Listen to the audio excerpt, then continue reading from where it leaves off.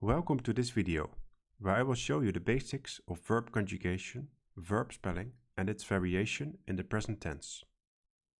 Before we go on, make sure to check my other video on the spelling of long and short vowels. It will give you an important foundation for what you're going to learn here. First, let us take a look at a standard case. In the standard case, you conjugate the verb with three different forms. The form for the person ik only takes the stem, which in the case of the verb werken ends in k.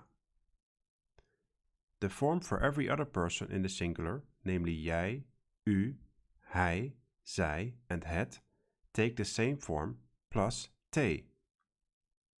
Finally, the plural uses exactly the same verb form as the original dictionary form or the infinitive. The different verb forms which you can see here are pronounced as follows.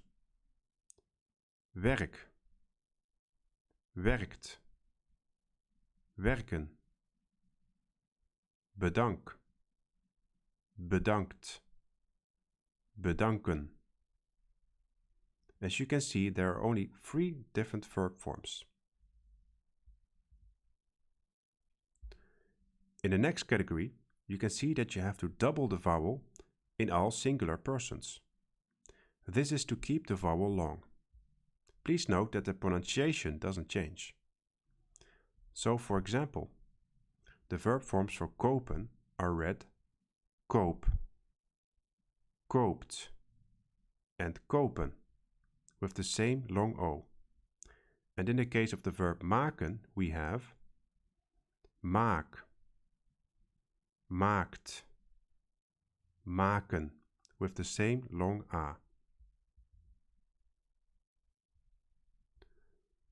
In another category, the original verb with two consonants loses a consonant in the singular forms.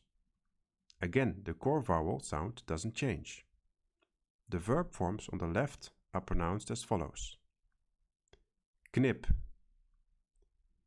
knipt, knippen. On the right, we read zeg, zegt, zeggen. In this category, you see the change of a Z into an S and of the V into an F. This is related to syllable structure and happens when you have verbs with long vowels or diphthongs. Like here with the verbs lezen and blijven. Please note that in the case of lezen, you also have to double the A to keep it long. The verb forms you see here are read as follows. Lees, leest, lezen.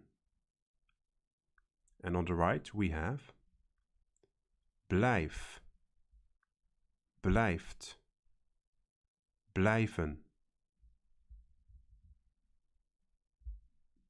Moving on to the irregular verbs in the present. Here you can see two examples of modal verbs, namely kunnen and mogen. As you can see, there are primarily two verb forms here. Please note that the core vowel in kunnen changes to kan and mogen goes to mag. This obviously is irregular. In all previous examples, the core sound or the stem didn't change. Also, please note that these verbs usually don't take an additional t. With the verb kunnen, however, I advise you to mostly use the form kunt for the form u, for the person u, although the form kan is still correct. So basically we're still left with two different verb forms for verbs like these. Finally, we have here the two very famous irregular verbs, zijn and hebben. As you can see, each verb takes four different forms here, which is very irregular. The forms for zijn are read as follows. Ben, bent, is, zijn.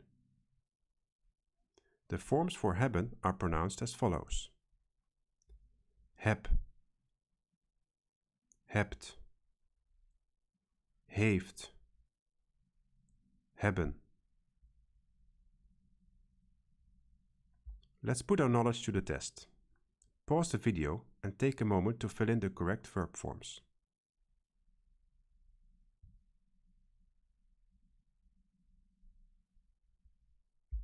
Here are the answers.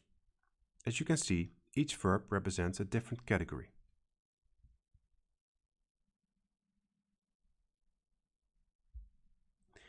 Thank you for your attention. Feel free to create your own sentences with the verbs you learned in this video. Post them in the comments and I will correct them. Thank you.